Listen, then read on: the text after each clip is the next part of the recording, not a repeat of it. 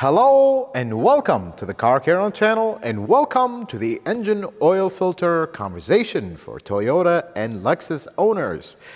Many of you ask me all the time, should I use a spin-on filter? What's a good filter? What's the deal with these cartridge ones? What's different? Which one is better? Should I convert it? Should I use a metal housing? All kinds of questions that I want to make one big video to explain everything and give you all my opinion on this and more right after this.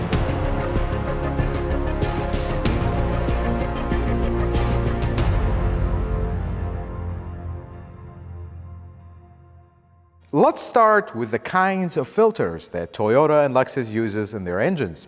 There is the spin-on filter, which you spin on, use. When you're done, you spin it off, recycle it, hopefully, and then you screw on the new one, and we're back in business. The second style is the canister or cartridge style.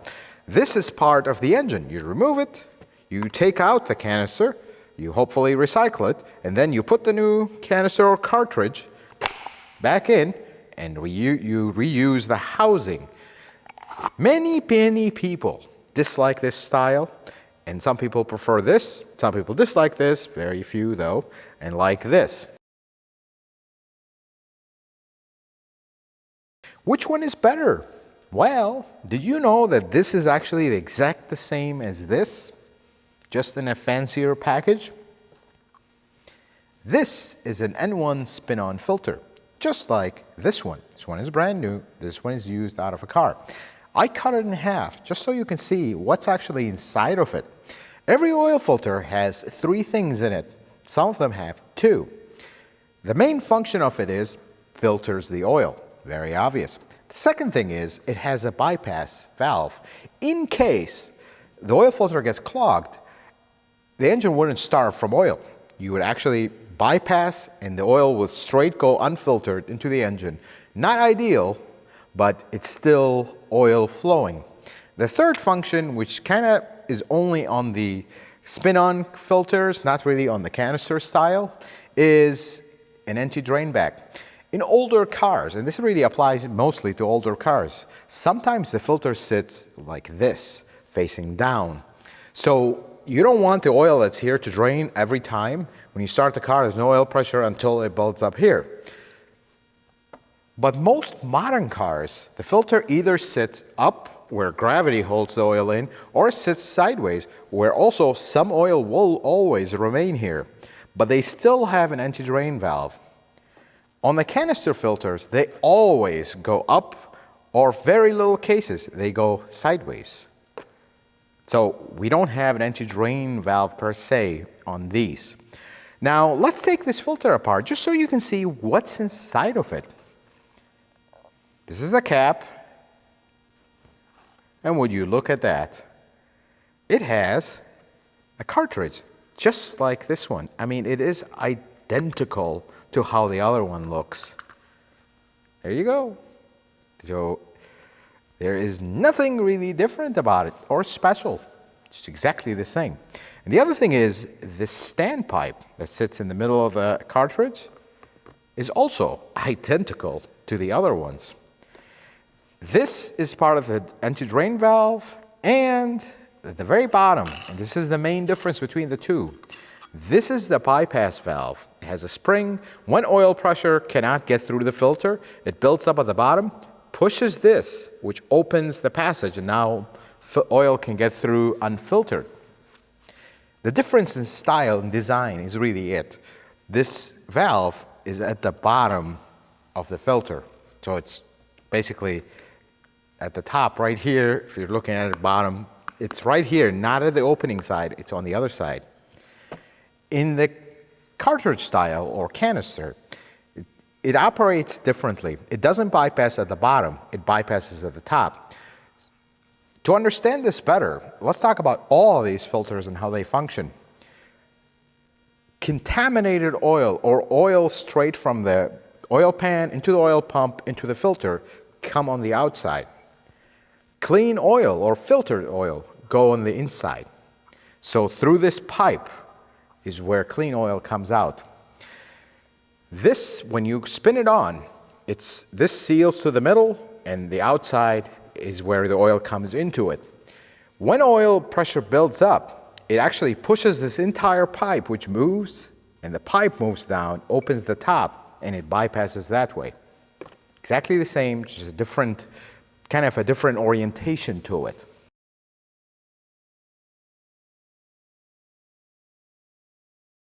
Here are some benefits and downsides to each style. Let's start with the canister filter. Benefits are, it's meant for the lazy. I'm sorry to say this, but it's the truth. Spin it off, throw it, don't throw it in the garbage, recycle it, but get rid of it somehow and spin on the new one and you're done. Let's talk about some of the disadvantages of the spin-on filters, which people think there are none. Actually, there are some. If you buy an original one or a decent quality aftermarket one, you have no problems because the bypass valve, which to me is the most important thing, and the filter media is good. It is calibrated for this engine because every engine will have different operating oil pressure and it needs to bypass at a certain point. If it bypasses too easily, you're gonna, under normal driving circumstances, you're gonna bypass and you have unfiltered oil. If it's too strong of a spring, you're gonna have basically no oil flow at some point if this filter gets clogged for one reason or another. This is the problem with the spin-ons. If you buy a cheapo one from a no-name brand company that doesn't care just about sales, you might have a bad one here and we have a problem. But with this style, it actually does not matter because even if you get a bad filter, unless it crumples and comes apart and just throws paper everywhere, your bypass valve remains in the canister. So even if you get a cheapo one, you might be okay. You don't run a risk of this clogging and there's no bypass because the bypass is in the original cap, which says Toyota on it. And I hope it says Toyota on it. We're going to talk about that in a little bit. And the disadvantage of the canister type, it's not for the lazy. They're difficult to use, difficult to undo, and they make a mess if you don't use them properly. And people dislike them for that.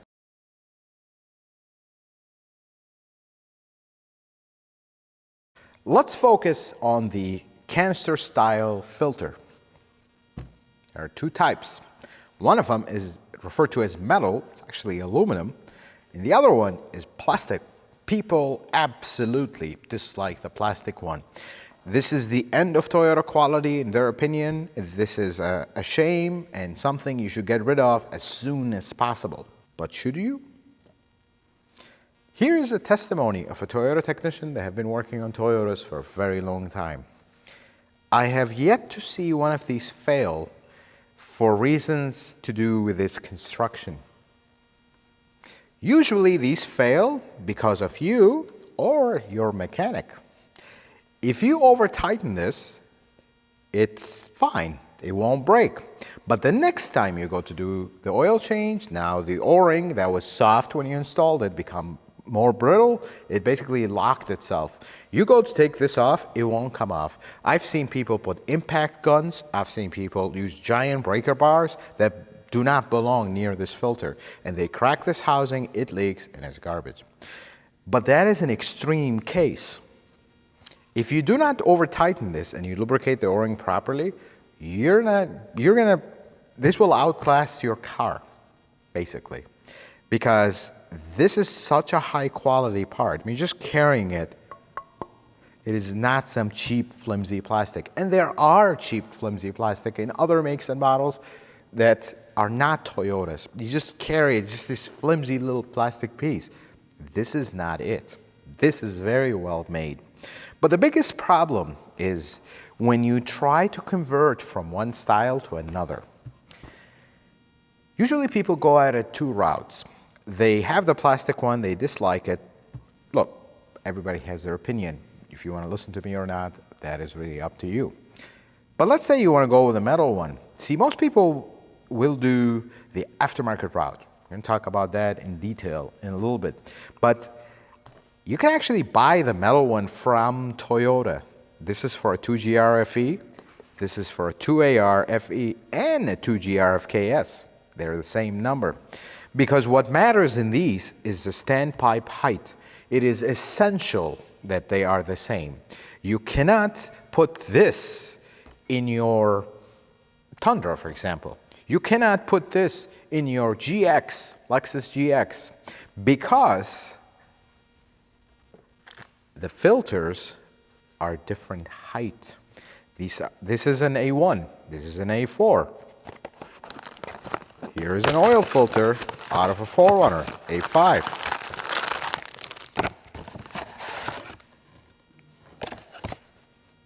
Different height. And here is an A3 out of a Lexus GX, for example, and some other Lexus models. It's a different height. It is not the same as an A1, and this is a very common mistake, folks. A3 is not the same as an A1. It is a different height. This is essential that you get the right filter, because if you don't, you're going to be bypassing before you even start. But more importantly, the pipe in the middle needs to be the same height, because otherwise you will be bypassing before you start, and basically you might as well just throw the filter altogether. Let's talk about the standpipe itself. This is a brand new canister for a Toyota. This is for a 2AR and a 2GR FKS. I have sacrificed this for the sake of this video and did this to it. Folks, if you ever take your filter out and it comes out like this is garbage. The end. Get a new one. Don't assemble it. These are not serviceable parts. Your engine costs a lot more than this cap. It costs 50, 60 bucks, somewhere around there. It is not worth it. Trust me, I have seen this a lot. I have seen canisters that show up like this with nothing inside of them. I have seen canisters that this is just sitting there wobbling around. I have seen canisters where this is hanging by a thread, because this has a lock. The original one, it should not come out. You cannot remove it. It has a lock tab that you have to bend to remove this. And once you do that, it's over. If this standpipe is crushed, replace it. Replace the entire thing, not just the standpipe, start bending it and making it. It's not worth it. And this is where the problems start. This is where perhaps this is a better idea, because you're not mangling with the insides of this. When you're dealing with this, treat it with love. You drop this on the ground, replace it, because it could develop a crack when you drop it. Guess what? So does this one. This one loves to chip. You drop it, it chips. You didn't notice. You put it back, it leaks. I've seen this way too many times. Don't risk it. Not worth it, folks. If you see any of this guts, garbage, get a new one. We're done. And most importantly than all, you get an original one. Folks, this spring, it was harder to see in the other one, but this spring is not just some random spring from China. This is a calibrated pressure relief valve. It is essential that it is correct, not some generic random one-size-fits-all. It is essential that you get one. If you see this spring, it's garbage. Get a new one. And I have just sacrificed this. This is not going back in a car of my customer. This is going to the garbage, even though it's brand new. Now this one is a good part. This is actually a brand new one that we have in the shop as spare in case, because I see a lot of these have problems. This is an A1 filter that is designed to go with it. This goes in here. With the A1 filter, the original one, you're going to get this. This we're going to talk about in a second. You get two O-rings. And so many people ask me, why do we have two O-rings? Because this filter actually have a feature to make life easier for you when you drain it. This filter has a cap in the back of it. 3/8 ratchet fits on this cap, and this cap screws on the back. Now, if you just screw it like this, it's going to leak all over the place. So the second smaller O-ring goes right here, and you screw the cap on. The idea for this is in the car, it's upside down. You're looking at it from this way. Let's look at this way. You take this cap off, and then you take this, which actually pushes on the relief valve and it opens it. And now you can drain the oil that's sitting in this canister. That's the whole idea. You drain it, then you take this out and put your cap back and we're done. General warning about these. They're not the greatest idea in the planet because people will mishandle this and you end up forcing that pipe too much, compressing the spring too much, or they'll use a screwdriver and poke at that and then internally it'll come apart. Be careful. I actually recommend, and this is something I do, don't take this out, period. If you're worried about this O-ring, I'm yet to see one leak that is original. I mean, we've seen 15-year-old cars with this. This has never been apart and it never leaks. That's how good this O-ring is, folks. This is well engineered. But once you start using this, handle it with care. I know people have been using it and they never had issues, but it's that one time is all it takes. Be careful with these, please.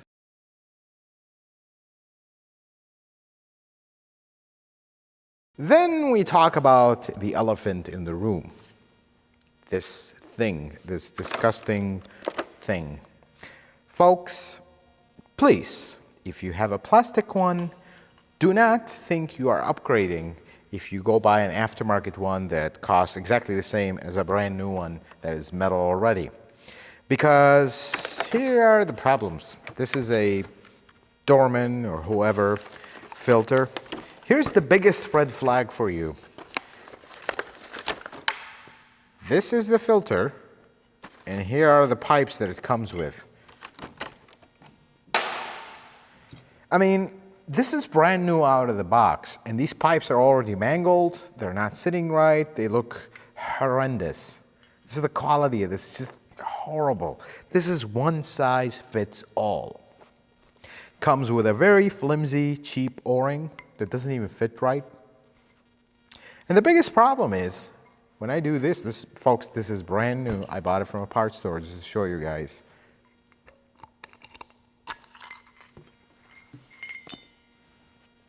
Are we serious right now? This just comes apart. As easy as that. You could be compressing this to get your filter out and it'll just come apart. And then the spring goes flying around and, oh, I don't know what happened here. Let's just put this back. Oh, there we go, it's good. Well, there goes your bypass valve. This is such a cheap, flimsy, horrendous thing. I have yet to see one of these not leak or cause one issue or another. It is machined horrible. Just look at the inside of it. Horrendous is the word here. If you think you are upgrading by going with an aftermarket cheapo junk like this, you're mistaken. Please keep your plastic one. You will be good. Do not put an aftermarket canister ever. Period. Please protect your engine. I don't mind if you use an aftermarket filter. I don't mind if you use some high performance, whatever filter. That's fine. That will not cause issues immediately. Use this, you're going to have issues immediately. Simple as that. Folks, these caps cost the same as this one. That's the shame. And here we go, these cheap, flimsy pipes. They're one size fits all. I don't even know what the plan is. This comes off and you put this and, oh yeah, this is now for an A4 filter, which doesn't even sit it right. I mean, this is not nice. Don't do this, please. It's not worth it. This is not an upgrade.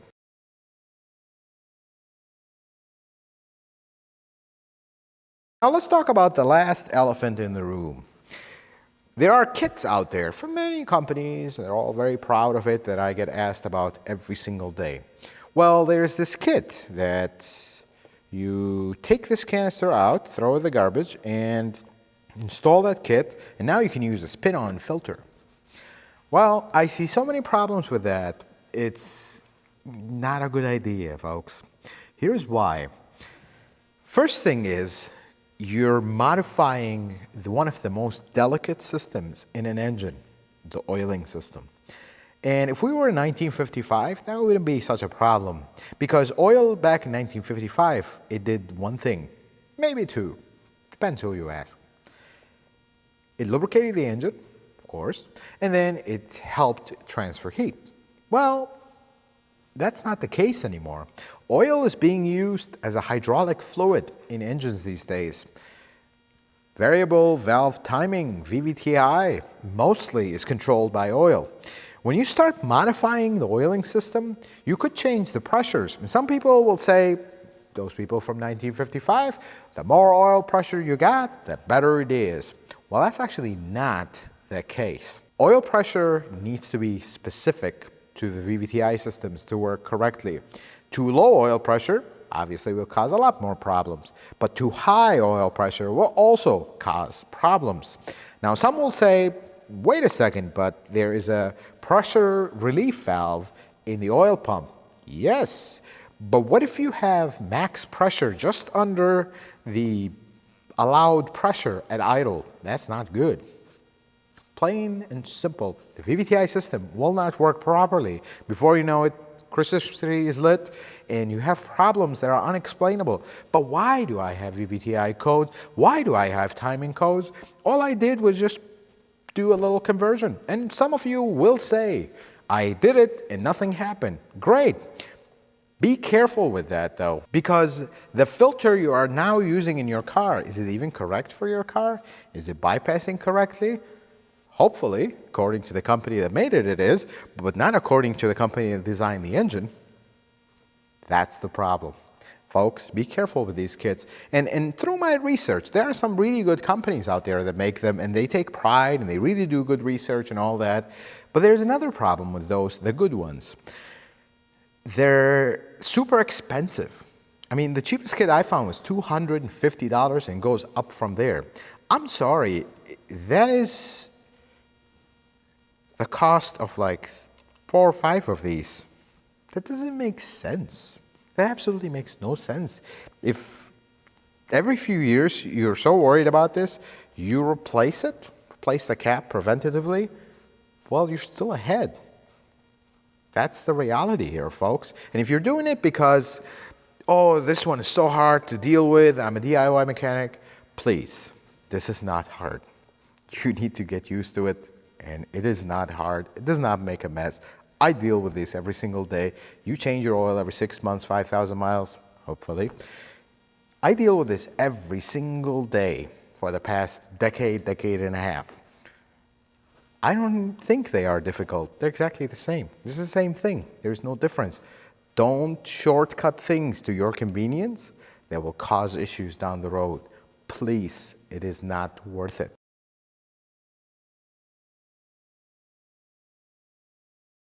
And folks, here is my final recommendation on oil filters. When you're in doubt, go original. If you've been using that one filter brand for 20 years and you never have issues, guess what? Keep doing that. Your last car lasted 200, 300,000 miles and you've used that one filter brand with one oil type and brand, do the same thing. Because most of the time, it's not about the filter and how much does it flow, and then you go too much, you're overdoing it. There's a point where it's overkill, and that's the problem. See, most people will go searching online. Are Toyota oil filters good? Do they filter well? And the answer is they're not the best. They're actually the bottom of the list.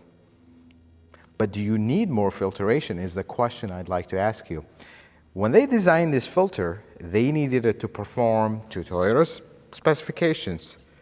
Filtration, what the engine needs. Can you get better? Yes, but you need it? No. So it's overkill. Same thing with using fancy oil. Sure, this oil can last 25,000 miles, but is the engine designed to run 25,000 mile intervals? Is the filter capable of doing 25,000 miles? That's the same conversation there. Folks, be careful with oil filters.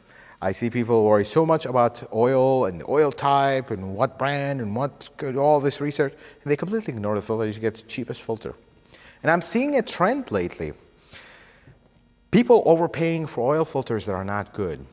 You go to any parts store in your local neighborhood, oil filters are starting at 7, 8, 9 and goes up from there. Oh, get this fancy beautiful filter for $20. People will pay for it. It makes absolutely no sense, as it makes my blood boil. When this filter cost less than $6 as the date of filming this video, and $5.69 to be exact is the MSRP for these filters and these filters, not the cap, just the filter. It makes no sense. Use original filters. If you're not sure, if you have your preferred brand that you have experience with, perfectly fine. But if you don't know, buy an original one straight from the dealership, $5.69. Don't go paying $15 for some fancy, hopefully, filter from the parts store. It makes no sense. Folks, I hope this video was helpful and informative. I hope you learned something new. If you like it, consider giving it a thumbs up. If you're not a subscriber, consider subscribing to the channel. Check out some of my other videos. And until the next video, may the Lord bless you and keep you, and you have yourself a wonderful day.